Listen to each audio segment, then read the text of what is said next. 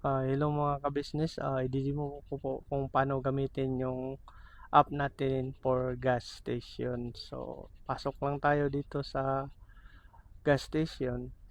So, yung dashboard natin, same lang din.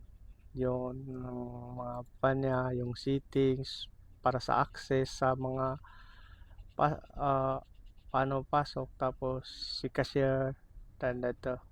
Yung kaibahan lang dito sa kuha natin, gas station is yung order niya what at a time ko. So, yan naman sa gas station kasi one order po para mabilisan.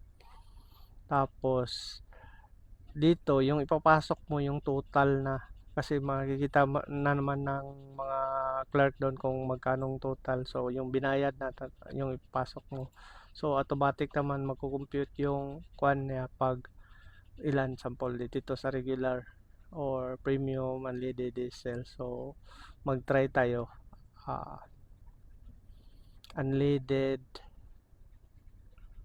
500. So meron din yung inventory, so yan unleaded, so one at a time lang pay, tapos print mo. Pag tapos ng print, new entry para naman babalik siya sa menu natin. So yan na, meron naman siyang change total, yun nilagay ko yung bat, pwede mo yung i-disable din. So automatic nag-deduct yung kuha niya. So sinadya ko sa taas, kung wala naman siyang inventory, pwede mo rin lagyan, pwede rin wala. So mas maganda meron. So lagyan natin dito kahit naka zero siya pag naka kuha siya. So ibang mode of payment naka-disable yan, naka-disable pa. So dito lang natin so try natin para meron tayong pasok na sales para mapakita ko kung yung sales naman dito. Ayan, meron tayong pinasok na dalawa. So ayan, so automatic meron tayong sales 500 at 200. So dito nakadetalye yan, nakadetail. So pwede mong i-range all sales niya, tapos pwede yung range kung gusto mong ano. Tapos kung gusto mong makita sa monitor mo sa one mo, so doon pasok sa admin, tapos yun naka na siya, yan nakasummary na. So yung sales niya today 700, so automatic nagsisynchronize agad yan, sales 700. Tapos kung gusto mo kita yung specific day, lagyan mo na yung date.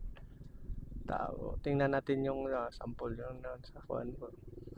So makita mo December 10, try natin.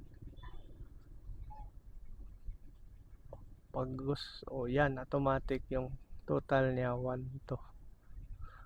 So makita within, so maganda to kasi monitor mo yung sales mo. So dyan sa cashier, so kung gusto mo makita yung details yan, pwede rin yun i-print. Tapos dito naman tayo mag-kuan. So dito try natin i-edit, dito tayo sa admin on, in-edit natin yung kuan. So lagyan natin ng 100 liters dito tayo sa admin, lagyan automatic. Pag update to natin dito, vice versa, pwede rin mag-edit dito, pwede rin sa admin side. So automatic nag-update din siya.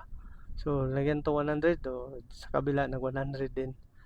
So kahit doon ka sa online, automatic pag ma-update yung ano, kung gusto mo i-update yung price, automatic mag-update yung price sa admin.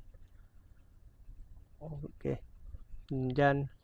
Tapos try natin para makita natin kung nabawas ba yung 19 liters.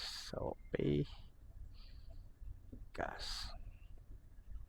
Didi mo ko kung paano gamitin yung mga kuan natin, yung mga mode of payment, ibang mode, yung P-points. Dito sa cashier muna yung ito. So nagdeduct siya no minus 19 na. So maganda to kasi mamonitor mo yung inventory mo sa kuan. Tapos pwede mo rin tingnan kung sa premium magkano yung sales mo today. Pwede yang i-print, tapos all, maganda siya, pwede mo i-filter. Tapos pwede rin yan, or yung naka-red, naka-discount yon. So, yan po yung kwan. Yun po yung sa kwan natin sa gas station. So, mayroon po ito yung demo sa mga kung paano iset naman mamaya. Tingnan mo lang sa iba nating video.